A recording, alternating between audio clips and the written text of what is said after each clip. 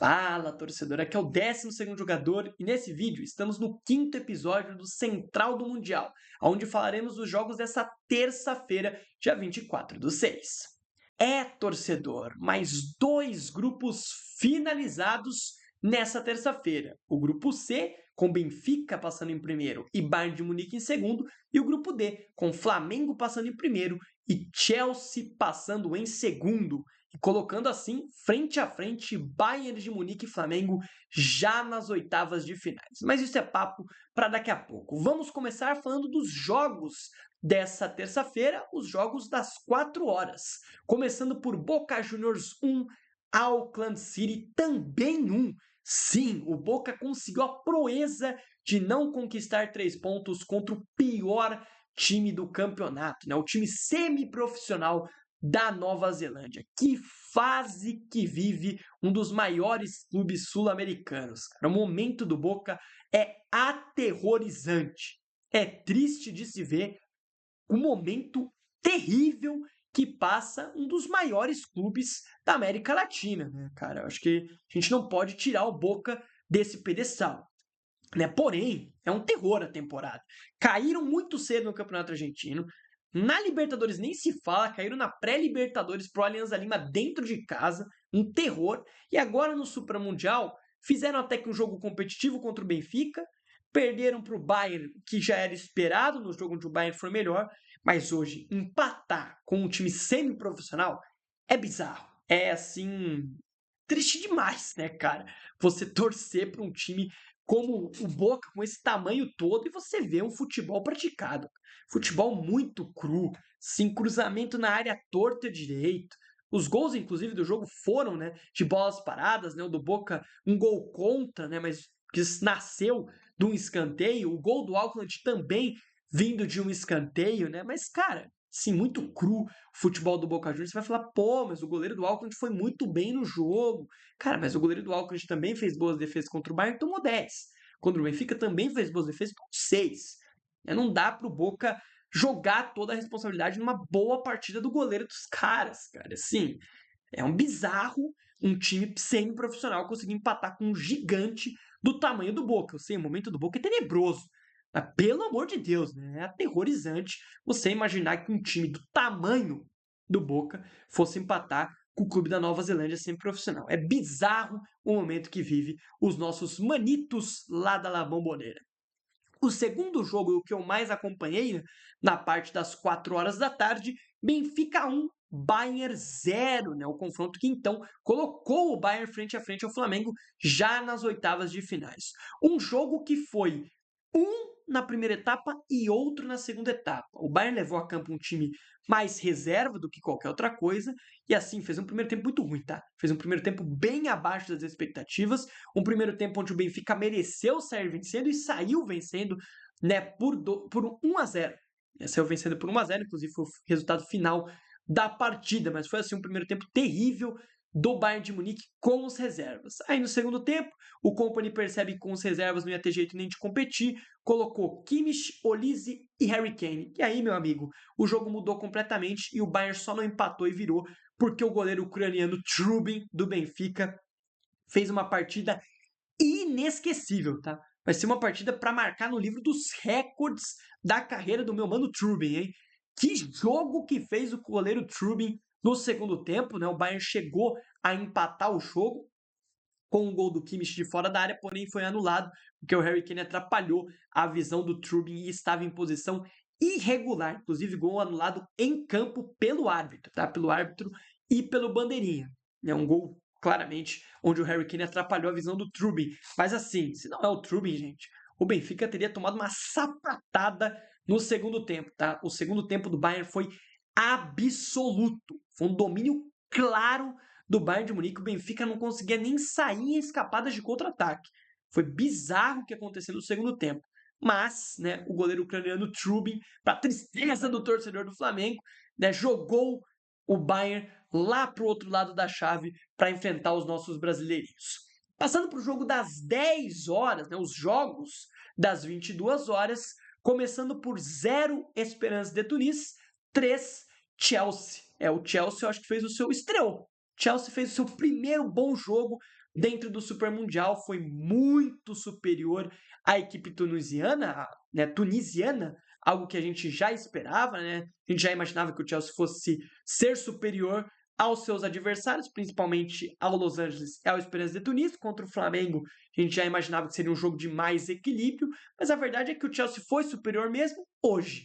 Foi muito melhor que o adversário hoje. Se a gente pegar as estatísticas do jogo aqui, o Chelsea teve mais posse de bola, né?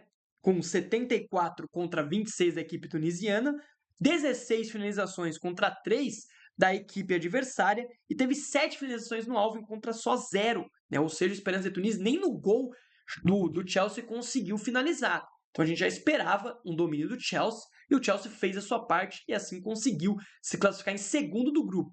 Para que o Chelsea se classificasse em primeiro, tinha que acontecer uma hecatombe, né? Acho que o Flamengo tinha que perder de 2-0 e o Chelsea ganhar de 3-0 do Esperance. O Chelsea até fez sua parte, como eu disse, porém o Flamengo empatou com o Los Angeles FC. Um placar um pouco, na verdade um pouco não, deveras mentiroso, né? O Flamengo foi muito superior à equipe do Los Angeles, criou as principais oportunidades, teve acho que 3 finalizações na trave, vou até pegar aqui o número exato, eu sei, o Los Angeles ainda finalizou na trave e tudo mais, mas o domínio foi claro do Flamengo. Se a gente pegar as estatísticas, a gente percebe. 66% de posse de bola do Flamengo contra 34% do time americano, 19 finalizações do Flamengo contra 5 apenas da equipe americana, tá? Esses 5 finalizações completamente, basicamente em contra-ataques, porque o Los Angeles jogou dessa forma o jogo inteiro. Uma finalização do Los Angeles no alvo, que foi o gol do Boanga, e 4 do Flamengo no alvo, sendo que o Flamengo deu 4 bolas na trave, acho que umas 3 foi só do Arrascaeta, cara. Foi um jogo muito bom do Flamengo, o Flamengo teve dominância, foi superior ao adversário, porém não conseguiu converter as suas possibilidades em gols, né? E acabou ali numa escapada do Boanga, sofrendo o primeiro gol do Los Angeles FC na competição e o único, né? O Los Angeles FC que já estava eliminado do torneio. Só que na saída de bola, o garoto Wallace Sian, que já tinha feito gol contra o Chelsea, marcou mais um gol aí pelo Flamengo, empatou o jogo e evitou, né, que o Flamengo não terminasse invicto a fase de grupos. O segundo brasileiro, inclusive, que termina invicto na fase de grupos, né? O Palmeiras com empate na Bacia das Almas ontem contra o Inter Miami de Messi conseguiu terminar invicto e o Flamengo é mais um que termina invicto. Confesso que depois da vitória tranquila contra o Chelsea, eu esperava que terminasse 100% de aproveitamento, né, mas não foi o que aconteceu. O Flamengo acabou esbarrando em finalizações ruins, em boas defesas do Lloris, por exemplo, e não conseguiu vencer a equipe norte-americana na noite de hoje, mas eu acho que o torcedor do Flamengo está feliz. Foi uma grande campanha até aqui nessa Copa do Mundo de Clubes. Agora, passando para as oitavas de finais, né? Como eu disse, teremos Flamengo versus Bayern de Munique. Cara, é um jogo muito difícil da gente analisar, porque essa Copa do Mundo de Clubes está assim uma loucura, né? Tem cada loucura acontecendo que é até difícil da gente analisar. Obviamente, o Bayern tem o seu favoritismo. Claramente, né? O Bayern é um bom time. Inclusive, se a gente for pegar dos europeus no Mundial, o Bayern é um dos melhores. O Bayern é o que vem correspondendo melhor. Tá? Perto de vários aí que estão bem mal na competição, como por exemplo o Porto. Então, assim, são jogadores muito bons de um lado e do outro também. O Flamengo tem um timaço, tem um senhor time. Então vai ser um jogo muito bom de se assistir. Então já marque no seu calendário, domingão, tem esse jogaço pra gente assistir, né, cara? Sim, como eu disse, é imprevisível, é um jogo que o Bayern tem sim o seu favoritismo, mas a gente sabe, cara, o Flamengo, querendo ou não, em questão de elenco, no papel, é o melhor elenco do futebol sul-americano como um todo. Eu acho que da América Latina é o melhor elenco, né? O Flamengo disparado, tem jogadores de nível europeu atuando na equipe. Então tem condições de classificar do Bayern? Sim, mas obviamente que o Bayern tem sim o seu favoritismo e, como eu disse, é um dos poucos europeus que vem correspondendo. Como eu disse na análise do jogo contra o Benfica, foi muito superior no segundo tempo. Só não venceu o jogo porque o goleiro do Benfica fez uma partida absurda no segundo tempo, porque começou o jogo com os reservas. Se começasse com os titulares, provavelmente teria vencido o Benfica e ido para o lado mais tranquilo da chave. É algo que o Kompany correu risco, e acabou que o risco que o Kompany correu levou ele para o lado mais difícil da chave. O Flamengo vai ser muito cascudo, o Flamengo vai ser muito difícil. Eu acho que o jogo vai ser uma partidaça. Eu espero que todos vocês possam acompanhar no domingo essa partida, cara, porque é um jogo de muita expectativa. Eu acho que o torcedor do Flamengo tá nessa expectativa, claro, preferiria estar do outro lado da chave, cara, mas é aquele papo, né? Se você quer ser campeão, você não pode ter medo de ninguém, né? Eu sei que é difícil, né, de você olhar o Bayern de Harry Kane e tudo mais pela frente e achar que o Flamengo vai classificar. Tá? Com facilidade? Não vai ser, mas é óbvio que dá, né? Que dá. E a gente sabe disso, a gente tem visto os clubes brasileiros fazendo boas partidas contra os europeus. Então, que dá. Não vai ser fácil, mas acho que dá para o Flamengo, quem sabe, beliscar essas quartas de finais. Quartas de finais essas que podem ser contra o Paris Saint-Germain. Né? O Palmeiras e o Inter Miami jogaram o Paris Saint-Germain.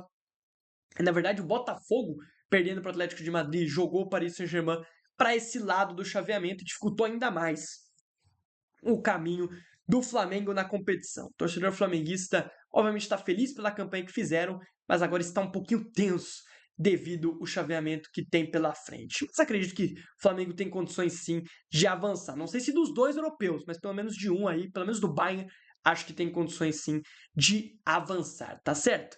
E aí, torcedor, concorda comigo? Discorda? Deixa aí nos comentários. E não se esquece de curtir esse vídeo, de se inscrever aqui no canal e de ativar as notificações, para que você possa sempre recebê-las quando eu estiver em live, quando eu postar os vídeos novos aqui no canal. Também, para fortalecer ainda mais o meu trabalho, siga o 12º Jogador em todas as nossas redes sociais, que estarão aí no Linktree da nossa descrição. Até uma próxima, valeu, fui e tchau!